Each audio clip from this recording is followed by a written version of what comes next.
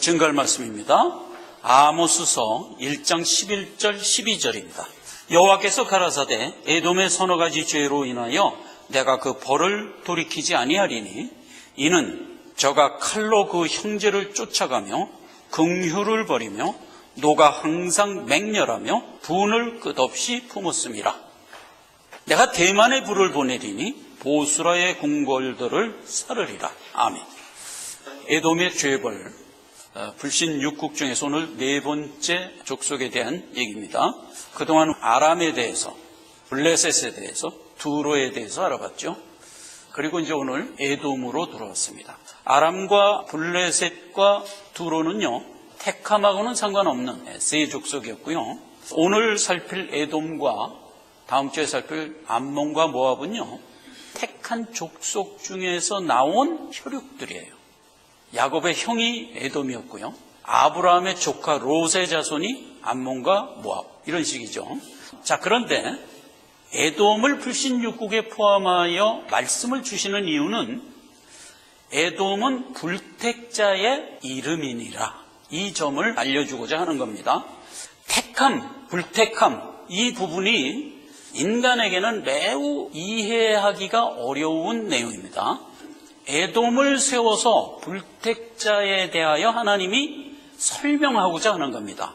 그래서 오늘 에돔을 통해서 이 부분을 잘 살펴보고자 합니다. 먼저 에돔의 탄생에 대해서 성경은 신구약에서 아주 분명하게 기록하고 있어요. 구약에는 창세기 25장에 잘 기록되어 있고요. 신약에 들어오면 로마서 9장 11절 이하에 기록되어 있어요. 아브라함의 아들 이삭이 자녀를 낳았는데 쌍둥이가 잉태되죠. 하나님이 잉태한 리브가에게 혼혼을 하죠. 태중에 두 국민이 있는데 큰 자는 내가 택하지 않고 작은 자는 택했다, 이렇게 아주 분명하게 얘기를 해요. 그래서 에돔은 태어날 때부터 불택자의 이름을 갖고 사실은 태어납니다. 그걸 먼저 전제를 하고 에돔과 야곱에 대해서 성경은 이렇게 펼쳐나가는 거거든요. 에돔의 삶을 통해서 불택자의 삶이 어떤 모습으로 제시되는가 보라는 거죠. 그리고 야곱이 택한 자로서 삶을 성경에 기록함으로써 택한 자의 삶은 이렇게 진행될 수밖에 없느니라 하는 걸 우리 보고 말하자면 공감하라는 거죠. 그렇죠? 그런 내용으로 된 에돔과 야곱이에요. 구원의 교리 중에는 5가지 원칙이 있다고 그랬어요. 그걸 이제 튜립 이렇게 이제 정돈을 했죠. 토탈 디프라베티, U, unconditional election, L, limited atonement, I, irresistible grace, 그 다음에 P, perseverant 해갖고 5가지 구원의 교리가 있는데 그 중에서 두 번째 unconditional election, 무조건 선택이다 하는 이 부분이 택함에 대한 하나님의 원칙이에요. 우선 우리가 무조건 선택이라는 말을 들을 때 하나님이 확 흐트러뜨려 놓고 손을 뚝 뻗어서 잡히는 대로 하나씩 끄집어낸 게 선택의 논리인가? 그러니까 이제 거기서부터 벌써 동의가 안 되려고 그러는 거예요. 우리나라에는 그 띠가 있잖아요. 근데 저는 닭띠예요. 근데 닭띠는 미신 믿는 사람들이 늘 하는 얘기가 이렇게 흐트러가지고 하나씩 이제 골라 집어 먹는데 바로 그런 거란 말이에요. 하나님이 확 흐트러뜨려 놓고 눈 감고 손 쭉 뻗어서 하나 이렇게 끄집어내서 너 택했어. 너 택했어. 이런 식으로 택한 걸 무조건 선택이라고 하느냐 이 말이에요. 아니다 말이에요. 무조건 선택이라는 것은 사람 입장에서 볼 때 조건이 없다는 뜻이에요. 하나님 입장에서 볼 때는 안 그래요. 성경을 보세요. 하나님이 자기 백성을 택하는 것은요, 각각의 이름을 하나하나 불러서 택했다고 그랬어요. 요한복음 10장에 그렇게 얘기했어요. 양의 문을 열고 양의 이름을 각각 불러 인도하여 내고 앞서가면 양들이 쫓아가리라, 이렇게 된 거예요. 구약에도 마찬가지예요. 이사야서 41장에 보면 내가 내 백성을 지명하여 불렀다. 그렇죠. 그러니까 하나님이 자기 백성을 택한 것은 하나님의 뜻으로 하나하나를 택한 거예요.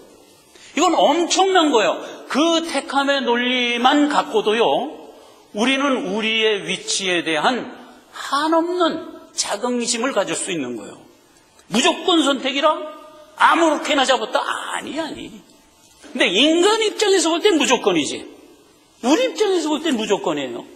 내가 왜 하나님의 택함을 받았을까? 그 이유는 나에게 도무지 찾을 수가 없는 거예요. 그런 의미에서 언컨디션이다 이거지. 이게 이제 먼저 우리가 알아야 될 택함에 대한 원리의 제1 이해고요. 또 하나는 택한 자를 내가 세워서 그를 구원했다 하면 무슨 얘기가 되냐면 하나님을 아무리 믿으려고 해도 하나님이 택하지 않으면 그는 지옥 가야 돼. 그리고 하나님을 아무리 안 믿으려고 해도 나는 하나님 안 믿을 거야. 아주 그냥 작정을 하고 살아가는 사람이 있어요. 그래가지고 젊었을 땐 연애질만 하고 좀 커서는 술, 담배하고 마약하고 이러면서 엉망으로 살아도 하나님이 택하면 구원 얻는다니까. 이런 논리로 받게 되면 이게 뭐야? 이거는 엄폐한데 하고 이해 불가해요. 이해 불가. 택해야만 구원을 얻고 택하지 않으면 인간이 아무리 노력을 해도 구원을 얻을 수 없다는 데서 벌써 사람들은 화딱지가 나는 거예요. 어느 유명한 목사님입니다. 자기가 어떻게 신학을 하게 됐는가에 대한 간증을 할 때 이 택하면 논리를 갖고 하더라고. 고등학교 때 이제 은혜를 엄청 받아갖고 내가 이제 신학을 해서 목사가 돼야 되겠다 하고 딱 작정을 한 거예요. 신학을 가려고 알아보니까 학생 때는 그냥 신학교 그러면 그냥 다 똑같은 신학교인 줄 알았지. 아무나 집 가까운 신학교 가면 되는구나 이렇게 생각을 했는데 아닌 거야. 교단마다 신학교가 따로 있는 거야. 그렇다면 어느 교단 신학교를 갈까? 그래갖고 이제 대표적인 세 교단을 알아본 거예요. 감리교, 장로교, 침례교 이 세 개를 알아본 거예요. 그래서 먼저 장로교를 딱 알아보니까 택하면 논리인 거야. 구원의 원칙이 택하면 논리다. 그러니까 이제 이 학생이 택함? 그럼 하나님이 택해야만 구원 얻고 택하지 않으면 구원 얻지 못한다? 이건 좀 아닌 것 같은데? 그래갖고 일단 장로교는 제외. 그 다음에 이제 감리교를 알아보니까 인간이 자기 의지와 결단으로 구원을 얻는 것이다. 그러니까 이제 인간이 열심히 하면 누구나 구원을 얻는구나. 감리교는 그래도 가능성이 있다 그래서 0표를 하나 쳐놓고.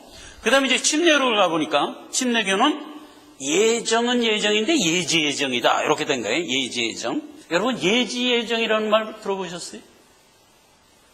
하나님이 싹을 보고 예정한다는 거예요. 그게 예지예정이에요. 여러분 나무도 싹을 보면 알 수 있다고 그러죠. 나무도 싹을 보면 그 나무가 잘 클지 안 클지를 알 수 있다고 그러잖아요. 그렇듯이 하나님의 구원도 예지예정이야. 그래서 모든 인간을 이렇게 놓고 하나님은 이제 전능하니까 미리 보는 거야. 저놈이 끝까지 잘 믿을 놈인가 믿다가 중간에 배반할 놈인가를 다 알고 끝까지 믿을 놈을 이제 세워서 결국 구원을 해낸다. 이런 이제 교리인 거예요. 그래서 이제 이 목사님이 그 중간 된 게 이 침례교 교리 같잖아요. 해갖고 이제 침례교 목사님이 됐어요. 구원의 교리를 이렇게 이해를 못하는 사람은 믿었다고 할 수 없다. 저는 이렇게 생각을 하는 거다 이 말이에요. 그리고 실제가 그래요. 얼마 전에 그 PCA 교회에 다니고 있는 한국인 부부를 만날 기회가 있어서 잠깐 얘기를 나누는데 그분도 그 얘기를 하더라고요. PCA면은 미국 장로교의 정통 장로교입니다. 그래서 지금 우리나라 장로교의 보수라는 게 고신과 합동 이게 보수거든요. 그 뿌리가 PCA예요. 같은 줄기의 신학교고요. 이 세 교단은 그러니까 미국 PCA 나와도 한국 고신이 인정을 하고 한국 고신을 나와도 PCA에서 인정을 해. 이렇게 이제 서로 유무상통하는 거예요. 그런데 이제 그 미국 교회가 타락을 해갖고 PCUSA가 됐죠. 그게 이제 신신학이잖아요. 그래서 PCUSA는 PCA에서 2단 취급합니다. 그런데 그 PCUSA에서 파송돼서 한국의 장로교회가 된 게 통합측 장로교회예요. 여러분 그 아는 영락교회가 그거예요. PCUSA는 신신학이기 때문에 세 가지를 부인한다고 그랬잖아요. 십자가 대속, 동정녀 탄생, 부활. 이 세 가지를 상징화해버려요. 그걸 상징화하면 신앙이 없는 거야. 그럼 결국은 교회에서 하는 모든 설교는 무슨 얘기냐? 인본주의 도덕 강의하는 거예요. 근데 사람들은 그게 굉장히 좋은 거지. 인본주의 도덕 강의하니까. 그래서 이제 그 모르고 평생 다니다가 지옥 가는 거예요.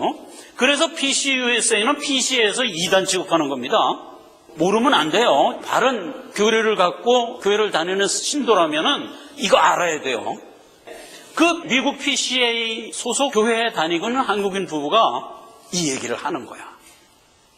이 얘기를. 그분이 하는 얘기가 참 저도 공감을 해요. 나는 주변에 있는 많은 성도들을 본데, 신자들을 보는데 솔직히 무슨 의문이 드냐 하면 저분들이 다 기독교인이라고 하는데 과연 이 언컨디셔널 일렉션이라는 택함의 논리를 알고 믿을까 하는 의문이 든대요. 그래서 제가 그 얘기를 듣는 순간 아주 그냥 소름이 끼치면서 공감이 되더라고. 이야, 이런 바른 신앙을 가진 사람이 일반 성도로 있구나. 그래요. 택함의 논리를 바로 이해하지 못한 자를 구원받았다 할 수 없어요. 절대로 없어요. 자, 여러분, 택함의 논리가 흐려져 있는 상태에서 아무리 주옥 같은 말로 설교를 한다 해도 그 말씀의 바탕은 지푸라기예요. 구원의 교리는 하나님의 뜻이거든요. 하나님의 뜻이에요. 여러분, 영생의 정의를 성경은 뭐라고 얘기했나요? 하나님을 알고 그의 보내신 자 예수 그리스도를 아는 것, 이게 영생이라고 그랬잖아요. 그러면 하나님의 뜻이 뭘까요? 이 성경이 이렇게 두꺼운데 그걸 내가 다 어떻게 알아? 노. 하나님의 뜻은 간단해요. 내가 내 새끼 키워서 만들겠다가 하나님의 뜻이에요. 다른 거 없어요. 하나님의 뜻은 너무나 간단한 거예요. 내가 내 새끼 낳아서 키워서 내 나라 드리겠다. 이게 하나님의 뜻이라니까. 로마서 9장 11절로 갑니다. 그 자식들이 아직 나지도 아니하고 무슨 선이나 악을 행하지 아니한 때에 택하심을 따라 되는 하나님의 뜻, 이 행위로 말미암고 오직 부르시는 이에게로 말미암아 소개하려 하사 리브가에게 이르시되 큰 자가 작은 자를 섬기리라 하셨나니 이는 기록된 바 내가 야곱은 사랑하고 에서는 미워하였다 함과 같으니라. 이게 하나님의 뜻이에요. 그래서 창세기 25장에 들어가 보면 하나님이 리브가에게 얘기합니다. 네 뱃속에 두 국민이 있다. 큰 자가 어린 자를 섬기리라. 내가 작은 자를 택하고 큰 자는 미워하였다. 이렇게 얘기해요. 그러니까 리브가가 그 얘기를 딱 듣고 마음에 담아두었더라. 이렇게 된 얘기가 에서와 야곱이 탄생된 성경 기록이에요. 그걸 신약에 와서 로마서가 다시 리뷰한 얘기예요. 이게 봐요. 얼마나 명쾌해요. 무슨 자식들이 나지도 않고 무슨 선이나 악을 행하지도 않았을 때에 이미 하나님이 자기 새끼를 택하고 택하지 않은 자를 정했다 이 말이에요. 그런 상태에서 하나님의 택함을 받고 나온 우리라는 것을 알고 신앙생활을 해야 된다고요. 그래서 그 PCA에 있는 그분 성도가 그 얘기를 하는 거예요. 사람들이 과연 이 간단한 신앙의 원리를 알고 믿을까? 이런 의문을 하더라고요. 그건 정말 공감할 수 있는 의문이에요. 여러분, 인간은 unconditional election이라는 이 대원칙 전에 뭐가 있다고 그랬어요? total depravity. 몽땅 타락한 존재들이라고요. 몽땅 타락했다는 것은 이건 심각한 거예요. 무투타 무투래니까 정령 죽어 있는 상태라고요. 그래서 하나님을 절대로 인간의 의지와 능력으로는 찾아갈 수가 없게 돼 있어요. 그래서 로마서 3장이 그 얘기예요. 하나님을 찾는 자도 없고 하나님을 부르는 자도 없고 하나님의 말씀을 듣고 이해하는 자도 없다. 오로지 타락하여 피만 흘릴 뿐이다. 뭐예요? 사망만 날 뿐이다. 이게 인간의 태어났을 때의 모습이거든요. 그 상태에서 하나님을 어떻게 믿을 수 있냐? 없어요.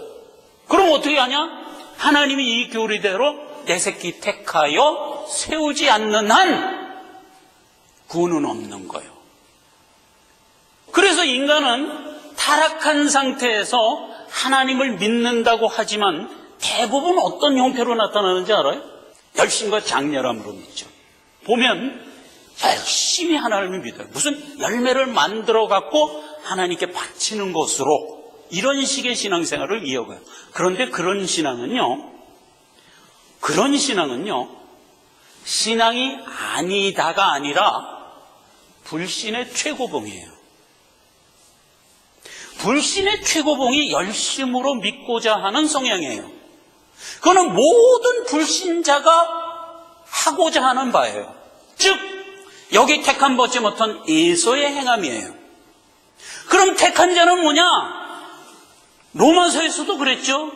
내 택한 자녀를 세워서 내 백성 만들리라 하는 하나님의 뜻이 열심으로 말미암지 않고 행위로 말미암지 않고 하나님의 다만 그 뜻으로 되게 하려 하사 야곱을 택한 것이다 이 말이에요. 너를 택한 것이다 이 말이에요. 그래서 모든 성도는 이 간단하고도 가장 굵은 기둥을 꼭 신앙 가운데 가지고 믿어야 돼요. 그 BC에 있는 성도 말대로 이걸 과연 모든 기독교인이 알고 믿을까? 그래요. 우리는 알고 믿은 자들이에요. 그렇죠? 하나님이 나를 택했지? 그러면 그때서부터 우리는 너무나 평안한 거예요. 솔직히 너무나 평안한 거예요. 하나님은 나를 절대로 버리는 일은 없어요. 왜? 하나님이 택했기 때문에. 그래서 하나님은 마침내 나를 완성하시고야 말아요. 하나님은 전능하기 때문에. 내가 아무리 예수를 안 믿고 빼질 삐져나가도 소용없어요. 하나님은 끝내 우리를 완성하시고야 말아요. Irresistible Grace예요. 불가항력이에요. 나는 안 믿으려고 그러는데 속에서 어떤 역사가 일어나서 믿는 쪽으로 가고야 말더라 이런 뜻이 아니고 나로 하여금 안 믿을래야 안 믿을 수 없도록 감동을 주하게 하세요. 그래서 제가 늘 얘기하죠. 슈드비라고. 하기에 하고야 만다고요. 하나님은 전능하기 때문에 우리로 하여금 하게 하고야 만다고요. 그래서 우리 의지로 가도록 이끄시는 능력, 이게 Irresistible Grace라고요. 이렇게 해서 우리는 완성되는 거예요. 자, 에서는 하나님의 택함을 받지 못하고 이 땅에 태어났어요. 에서의 결국은 뭘까? 당연히 사망이에요. 그런데도 하나님은 에서에게 기업을 줘요. 세일산을 기업을 줘요. 에서에게 기업 준 장면을 한번 봅시다. 너는 또 백성에게 명하기를 너희는 세일에 관한 너희 동족 에서의 자손 지경으로 지날진대 그들이 너희를 두려워할지니 너희는 깊이 스스로 상가고 그들과 다투지 말라. 그들의 땅은 한 발자국도 너희에게 주지 아니하리니 이는 내가 세일산 에서에게 기업을 주었습니다. 이 얘기예요. 자, 그 다음을 한번 가봅시다. 이 지도는 이제 우리가 눈 익은 지도죠. 여기가 가나안 땅이에요. 여기가 갈릴리고 여기가 사해. 그래서 이 지역이 가나안 땅이에요.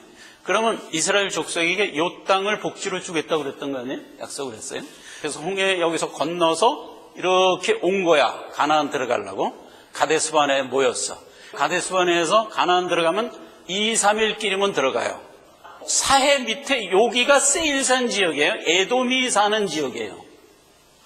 그래서 이제 에돔이 사는 지역을 통과해야 되게 생겼단 말이에요. 그때 여호수아가 에돔 족장에게 얘기하죠. 야, 우리가 가나안을 들어가려고 그런다. 너희 땅을 지나가야 되게 생겼다.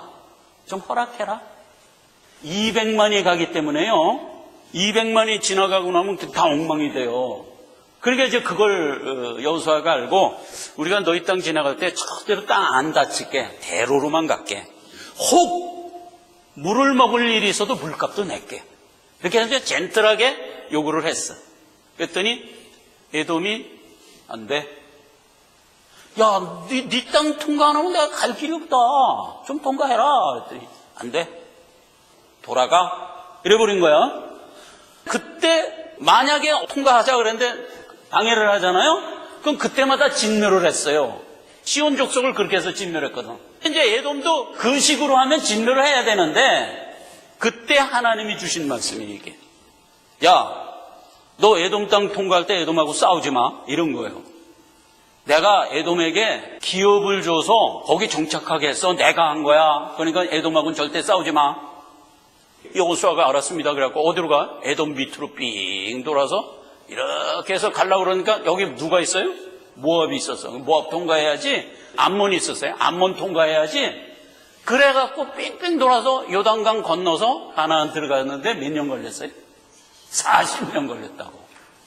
간단히 3일이면 들어갈 될 일을 허락을 안 하는 바람에 그것도 하나님은 또 허락을 안 한 거를 또 지지해 줬어. 쟤네들 허락 안 하면 너 절대로 쟤네들하고 싸우지 마. 돌아가. 이래갖고 돌아가는 바람에 40년. 물론 40년 걸린 다른 이유가 있지만 어쨌거나 그래서 40년 걸렸다고. 왜 그랬을까? 어차피 에돔은 진멸할 대상이잖아요. 팡 진멸하고 그냥 가지. 왜 이렇게 삥 돌아서 40년 걸리게 했을까? 요게 우리 인생이에요. 구원을 얻으면 가나안은 어디죠? 천국의 상징이에요. 젖과 꿀이 흐르는 가나안. 복지. 천국을 향해 가고 있는 지금 상황이잖아요. 그걸 신앙생활이라고 그러잖아요. 그러면 우리가 구원을 얻어서 천국을 가는데 팡 들어가면 되지. 왜 우리의 일생을 허락할까? 그것도 어디서? 죄된 세상에서. 그래서 우리는 우리의 일생을 죄된 세상에서 살도록 하나님이 왜 허락하실까? 요 질문이에요, 이게. 왜 삥 돌아가게 하실까? 왜 우리에게 일생을 살게 하실까? 요 질문이라니까. 그럼 그 답이 뭘까? 이 말이에요. 답은 우리를 천성의 후사에 합당한 인격으로 성장시켜 키우기 위해서다 이 말이에요. 이스라엘 백성이 40년간 뺑뺑뺑뺑 광야를 헤매면서 가는 사이에 뭐가 됐어요? 신앙이 아주 훌륭해졌지. 그래서 가나안에 들어갔을 때는 그 가나안 땅에 살기에 합당한 인격자들이 다 돼버린 거지. 마찬가지란 말이에요. 우리도 예수 믿고 구원을 얻어서 우리의 일생을 신앙생활을 하는 가운데 무엇이 형성될까? 나의 신앙 인격이 형성돼서 내가 막상 내 일생을 끝내고 천국에 들어갔을 때 훌륭한 부사의 자격으로 자라있게 하려고. 요거란 말이에요. 그래서 그 답이라 하는 얘기예요. 그래서 세일산 거민 에서를 하나님이 보호한 이유란 말이에요. 신약에 오면 이게 어떻게 돼 있어요? 예수님도 똑같은 얘기했어요. 밭에 씨를 뿌렸는데 거기 가라지가 함께 자라는 거야. 그러니까 농부가 물었죠. 아니 저 가라지가 함께 자라는데 어떻게 할까요? 내비둬. 함께 자라게 두어라. 이게 신약의 마태복음 13장 얘기잖아요. 똑같은 얘기예요. 에서를 야곱과 함께 자라도록 허락하는 거예요. 그래서 오늘 에서가 야곱 옆에서 함께 있으면서 야곱에게 무슨 영향을 줬는가 두 가지를 살펴보고자 하는 겁니다. 첫째 하나입니다. 에서는요 형으로 되죠. 왜 야곱이라는 이름을 붙이고 에돔이라는 얘기를 붙였냐면 에돔이 장자로 태어나서 부모가 장자 대우를 하면서 자유분방하게 살아요. 그런데 야곱은 차자로 태어나요. 근데 태어날 때부터 나 장자로 태어날래 하고 뱃속에서 싸우며 나와요. 그러니까 야곱이 에서의 발뒤꿈치를 뒤로 빼고 자기가 나오려고 애쓰다가 결국 에서가 먼저 나오고 자기가 차자로 나와요. 그러니까 이게 야곱은 태어나면서부터 무슨 소욕이 있어요? 장자가 되고자 하는 알 수 없는 소욕을 가지고 태어나요. 벌써 여기에서 설명이 되는 거예요. 택한 자는 천성에 대한 알 수 없는 소욕이 태어나면서부터 생리적으로 갖고 태어나요. 진리를 들으면 반응하게 돼 있어요. 그래서 야곱이 태어나서 자기가 차자로 태어난 것을 항상 억울해하는 거야. 어떻게 해야든지 내가 저 장자를 뺏으려고 노심초사를 하는 가운데 에서가 늘 사냥을 좋아하거든. 사냥 갔다 돌아오면 집에 올 때쯤 배고프죠. 여러분도 가게에서 일하다가 집에 갈 때쯤 배고프잖아요. 똑같아요. 배고파. 그걸 알고 집 어귀에서 일부러 팥죽을 끓이는 거야. 구수하게 팥죽을 끓여. 그러니까 이제 에서가, 야 동생아, 그 팥죽 나은 그릇 좀 먹자. 그때 야곱이 장난처럼 한마디 던진 게 이 말이에요. 창세기 25장 30절입니다. 야곱에게 이르되 내가 곤비하니 그 붉은 것을 나로 먹게 하라 한지라. 그러므로 에서의 별명이 그때 팥죽이라는 별명을 얻게 돼요. 에돔이 붉다 하는 뜻의 팥죽. 31절 야곱이 가로되 형의 장자의 명분을 오늘날 내게 팔라. 그랬더니 에서가 가로되 내가 죽게 되었으니 이 장자의 명분이 내게 무엇이 유익하리요. 33절 야곱이 가로되 오늘 내게 맹세하라. 에서가 맹세하고 장자의 명분을 야곱에게 팔았더라. 34절 야곱이 떡과 팥죽을 에서에게 주매 에서가 먹고 마시고 일어나 나갔으니 에서가 장자의 명분을 경홀히 여김이었더라. 이렇게 정의가 되는 겁니다. 자, 그럼 여기서 두 성정이 나왔어요. 야곱은 태어날 때부터 알 수 없는 장자에 대한 소욕이 있어. 태어날 때부터 의식이 아직 형성되기도 전에 그 소욕부터 갖고 태어나는 거예요. 그래갖고 태어나서도 자기가 사자가 된 것이 못내고 그래서 끝내 에서를 어떻게 해서라도 호려가지고 자기가 장자가 되고야 말았어요. 근데 반면에 에서는 어때요? 장자의 모습을 주어 태어나게 했으나 장자의 명분을 팥죽만도 못하게 여긴 거예요. 그래서 그때부터 에서를 팥죽이라는 이름으로 부르기 시작했어요. 그게 에돔이라는 뜻이에요. 그렇게 된 거예요. 그랬는데 이 에서가 자기 동생 야곱에게 대하여 항상 분을 내는 거야. 야곱이 계속 하나님께 복을 받고 나가거든. 근데 그 복 받고 나가는 거에 대해서 분을 내요. 야고보서 1장 20절에 보면 사람이 성을 내면 의에 이르지 못한다. 성 내는 건 하나님만 낼 수 있는 거예요. 왜 하나님이 성을 내냐면 없애버려야 할 악을 진멸할 때 하나님이 가지고 있는 성정, 이게 분내는 거거든요. 그래서 하나님이 이제 분노 가운데 죄를 진멸하는 거예요. 그런데 성경에는 대표적으로 사람이 분을 낸 3케이스가 나와요. 그래서 요거를 오늘 살펴보는 것으로 해서 우리 가운데 있는 죄성이 자꾸 우리를 분내게 하는 일들이 많아요. 일상생활에. 그런 것들을 자제하는 근거로 삼으시기를 바라요. 첫째, 가인의 분이에요. 가인은 하나님께 예물을 드릴 때 땅의 예물을 하나님께 드렸어요. 그런데 아벨은 양새끼와 기름으로 드렸어요. 하나님이 아벨의 예물은 받고 가인의 예물은 안 받으셨어요. 그래서 가인이 분내갖고 아벨을 때려 죽였어요. 이게 첫 번째 성경이 기록한 대표적인 분이에요. 그래서 에서의 분도 동일해요. 에서가 형이고 야곱이 동생이잖아요. 가인과 아벨하고 똑같은 상황이에요. 에서도 야곱이 복받는 일에 대하여 항상 분을 내는 거야. 창세기 27장 41절 그 아비가 야곱에게 축복한 그 축복을 인하여 에서가 야곱을 미워하여 심중에 이르기를 내가 아우 야곱을 죽이리라. 이제 리브가 어머니가 내 형의 노가 풀리기까지 몇 날 동안 하란으로 피하라. 그래갖고 야곱을 하란으로 보내죠. 여기서 몇 날 동안이라고 하는 건 실제로 이건 20년 걸려요. 그때 에서의 분이에요. 그러면 가인의 분을 들어가 봅시다. 내 예물은 안 받고 동생 아벨의 예물만 받아서 화딱지가 났다. 이 얘기잖아요. 근데 하나님이 말씀한 그 얘기를 보면 창세기 4장 5절 이하입니다. 가인과 그 재물을 연락하지 아니하신지라. 가인이 심히 분하여 안색이 변하니, 그러니까 내 예물은 왜 안 받으십니까? 하고 안색이 변하니, 가인의 예물은 안 받았으므로 가인이 안색이 변했다. 그러니까 하나님이 어쩌면요, 내가 네 예물 안 받았다고 왜 화를 내느냐, 이렇게 얘기가 돼야 되잖아요. 근데 실제로 성경을 읽어보면 이렇게 돼 있어요. 어째서 분을 내느냐? 네가 선을 행했다면 분낼 일이 있겠냐? 이렇게 얘기해요.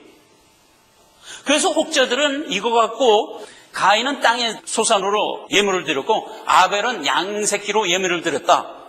왜 하나님이 안 받았냐? 정성의 문제였다. 가인은 후뚜루마뚜루 드렸고 아벨은 정성스럽게 드렸다. 이거는 완전히 이거는 마귀설교예요. 그럼 뭐가 포인트냐? 하나님 분명히 그랬거든요. 가인이 드린 예물은 땅의 소산이라는 대표로 해서 그건 선한 게 아니다 이거예요. 악이다 이거예요. 악. 그 다음에 아벨이 드린 예물은 그게 선이라는 거예요. 아까 서두에 얘기했죠. 택함의 논리가 뭐라고요? 하나님의 뜻. 내가 내 새끼 선택해서 키워서 내 나라에 드릴 거야. 이게 하나님의 뜻이라니까. 하나님이 내 새끼 선택하여 내 나라에 완성하여 드리는 것, 이걸 구속사라고 그러고 그걸 진리라고 얘기하잖아요. 그리고 그걸 성경은 선이라고 얘기하는 거라고요. 선이 뭐예요? 하나님이 구속사를 이끌어가는 얼개, 이게 선이라고요. 그러면 지금 아벨을 보세요. 양 새끼를 드리고 기름을 드렸다 하는 얘기는 십자가 대속을 얘기하잖아요. 하나님이 내 새끼를 택하여 완성하여 내 나라에 드리는 일을 어떤 역사를 통해서 했나요? 내가 네 죄를 대신하여 죽고 너를 깨끗게 하여 드리리라 하는 역사를 통해서 했죠? 그게 십자가 대속이었죠? 그래요. 그러니까 아벨은 십자가 대속의 그늘 안에 들어가서 하나님께 예물을 드렸단 말이에요. 우리가 우리의 삶을 십자가 대속, 하나님이 나를 택했어 라는 이 굵은 믿음을 갖고 살아가는 우리 삶의 태도를 성경은 선하다고 그러는 거란 말이에요. 무슨 열매를 만들어서 선한 게 아니고 그 기조를 갖고 살아갔느냐가 선이란 말이에요. 이걸 믿음, 간단한 거잖아요. 믿음. 그 믿음을 갖고 살아간 것을 하나님은 선하다고 그러는 거예요. 그 믿음 없이 사는 거, 그걸 악하다고 그러는 거예요. 둘 다 하나님께 예물을 드렸다니까, 둘 다 집을 졌다니까, 둘 다 어떤 일을 했다니까. 그런데 그 일이 믿음 갖고 했느냐 믿음 없이 했느냐로 악이냐 선이 구분되는 거단 말이에요. 그러니 우리 성도가 하나님의 뜻을 알고 살아갈까? 과연 모든 성도가 이 진리를 알고 살아갈까? 이건 정말 기가 막힌 의문이죠. 우리가 답을 가지고 살아가는 자들이잖아요. 가인의 부는 뭐예요? 왜 아벨을 선택했냐 이거야. 그 얘기잖아요. 이놈아, 그건 내 뜻이야. 에서도 마찬가지예요. 왜 야곱에게 복을 주세요? 분내는 거예요. 그건 진멸이라고요. 진멸밖에 없는 거라고. 나중에 에서의 분이 어디까지 연결되는지 아세요? 예수님이 막상 십자가를 지러 예루살렘에 왔을 때 연결이 돼요. 예수님이 실제로 십자가를 지러 예루살렘에 와요. 오셔가지고 3년간 사역했어요. 그런데 보세요. 이게 얼마나 큰 사안인가 하면 첫째 해, 둘째 해, 셋째 해 3년을 사역하는데 첫 해에 한 기록이 하나도 없어요. 마태, 마가, 누가, 요한의 복음서 전체에 기록된 게 언제부터 기록됐냐면 둘째 해에서부터 셋째 해까지만 내용이 기록돼 있어요. 그럼 첫째 한 해는 왜 기록을 안 했을까? 했죠. 했는데 너무나 짧고 간단한 사건 하나만 기록하고 1년을 보내요. 그게 뭐냐 하면 예수님이 먼저 광야에서 사단 시험 받고 그래갖고 이제 세례요한으로부터 세례 받고 이제 공생의 출발이다 해갖고 첫째 해를 지날 때 어디로 가냐면 예루살렘으로 가요. 성전에 들어가서 성전 수정을 하죠. 비둘기 팔고 양 팔고 뭐 돈 받고 주고 하는 놈들 다 내쫓잖아요. 기도하는 아버지의 집을 강도에 굴올려 만드냐 그리고 전부 내쫓았잖아요. 그때 그 대제사장 무리들이 예수님한테 나와서 묻죠. 가만 보니 당신 선지자 같은데 선지자라면 표적 보여라. 표적 좋다. 내 표적 보여줄게. 너희가 이 성전을 헐어. 그러면 내가 3일 만에 세울게. 그 사건 하나 만드는데 1년 걸렸어. 예수님이. 헤롯궁에 가갖고 헤롯을 분통 터뜨리게 만들어서 야 이놈들아 나를 십자가에 달어. 그러고 갈릴리에 가서 2년 3년 사역하고 마침내 예루살렘에 돌아와서 십자가에 못 박혀 죽으시는 것으로 구속사를 끝내잖아요. 그 얘기, 주보에 있는 얘기 다시 볼까요? 곧 그때 바리새인들이 나와서 이르되 나가서 여기를 떠나소서 헤롯이 당신을 죽이려 하나이다. 그렇죠? 가라사대 가서 저 여우에게 이르되 오늘과 내일 내가 귀신을 쫓아내며 병을 낫게 하다가 3일에는 완전하여 지리라. 그러나 오늘과 내일 모레는 내가 내 갈 길을 가야 하리니 선지자가 예루살렘 밖에서는 죽는 법이 없느니라.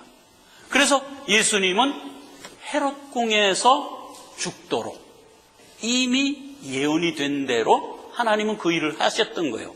그때 헤롯이 분을 내죠. 예수를 죽이려 하죠. 그래서 예수가 태어날 때도 애굽으로 도망가자 헤롯이 속은 줄 알고 베들레헴 근처에 있는 2살이야 사내아를 다 죽이죠. 그래서 예수를 못 죽이고 나중에 성인이 돼서 예루살렘에 친히 찾아와 갖고 이놈들 나를 십자가에 못 박아, 그 말 딱 하고 갈릴리로 도망간 거예요. 그래서 오늘과 내일 이틀 동안 내가 병을 낫게 하고 내 백성들에게 은혜를 베풀고 그리고 3일에 다시 와서 십자가에 죽을 거야 하고 간 거다 말이에요. 이 분이라는 게 언제나 내 백성이 복받는 걸 보고 분을 내는 거예요. 불택자의 분을 하나님은 어떻게 할까? 당연히 징별이지. 그게 에서가 받을 죄벌이라고요. 마지막 하나를 더 살펴봅시다. 또 하나 성경이 예언하고 있는 게 뭐냐면 에서는 야곱을 섬기겠대. 이건 좀 이율배반적이지 않으세요? 야곱에게 분을 낸다. 그 다음에 야곱을 섬기리라. 이렇게 이율배반적인 예언을 했어요. 오늘 본문 말씀에 보면 뭐라고 되어 있냐면 내가 대만에 불을 보내리니 보스라 궁궐을 살리리라 그랬어요. 에서가 살고 있는 도시 이름이 대만이에요. 거기 살고 있는 궁궐 이름이 보스라예요. 그런데 보스라의 뜻이 뭐냐면 요새라는 뜻이에요. 그 보스라라는 뜻에서 이미 답이 되어 있어요. 예수님이 요새, 내가 하고자 하는 구속사의 헤드 본부가 보스라예요. 지금까지 얘기한 거로 답을 찾는다면 그게 어딜까? 헤롯궁이죠. 그렇죠. 보스라는 에서의 도시 대만의 궁궐이라고 그랬잖아요. 헤롯이 에서 사람이에요. 그러니까 헤롯의 궁궐이 즉 예루살렘 성전이라고요. 그러니까 예수님이 보스라에 가서 이놈들 나를 십자가에 달래니까 이렇게 됐던 거 아니에요.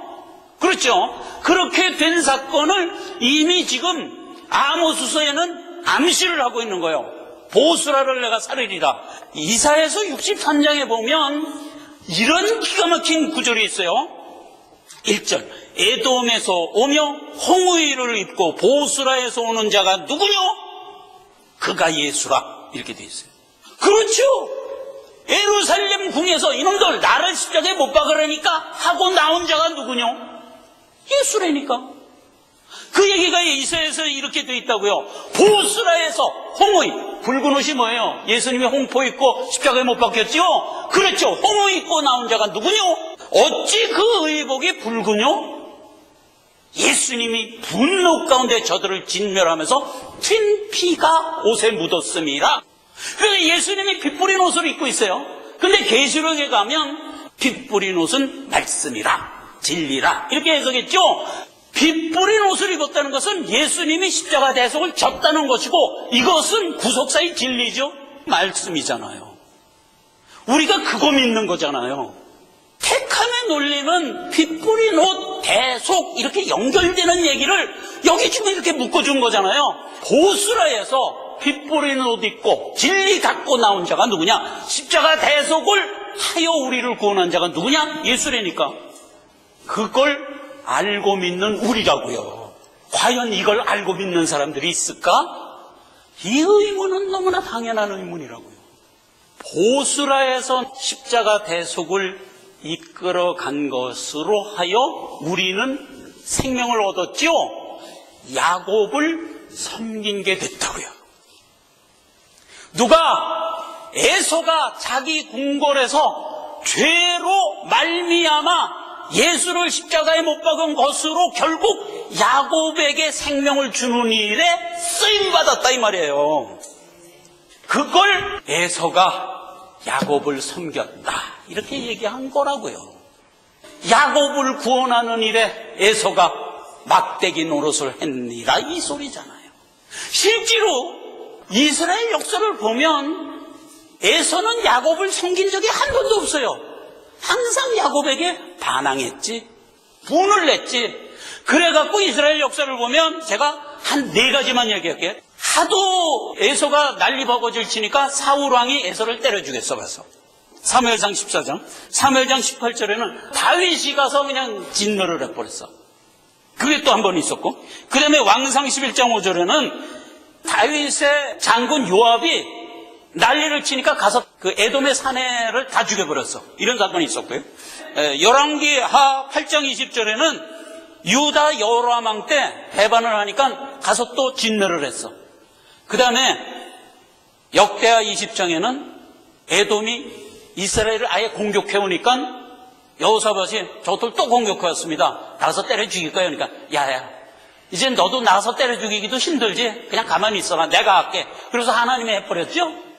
그래요. 에돔은 한 번도 야곱을 속인 적이 없어요.